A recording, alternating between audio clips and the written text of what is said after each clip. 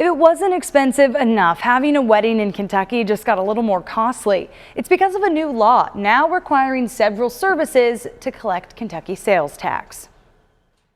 I've been dating Andrew for 10 years, so I've, dreamed of getting engaged. I was really excited when we finally got engaged last year in Chicago. For Oldham County native Amanda Manning, her boyfriend becoming her fiance was a dream come true. But she admits it was a bit of a wake-up call when it came to the budgeting for the big day. It's been great planning, but it's, looking at the budget has already been like one of the tough parts of wedding planning, because it's like you don't really go into it knowing what things cost. When Kentucky lawmakers expanded the state's 6% sales tax to photography, printing service, venue rentals, and event coordination, Kentucky weddings got even more expensive.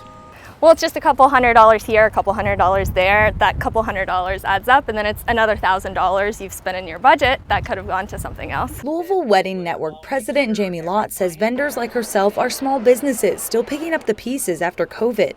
We had lots go out of business in this industry. So what if this 6% is something that puts a small business out of business? How does that help Kentucky? Lott says she's advising vendors to be transparent about the tax, and all she can do is wait to see how the industry holds up. There's no way of telling whether or not they would go to Southern Indiana where they can avoid the tax.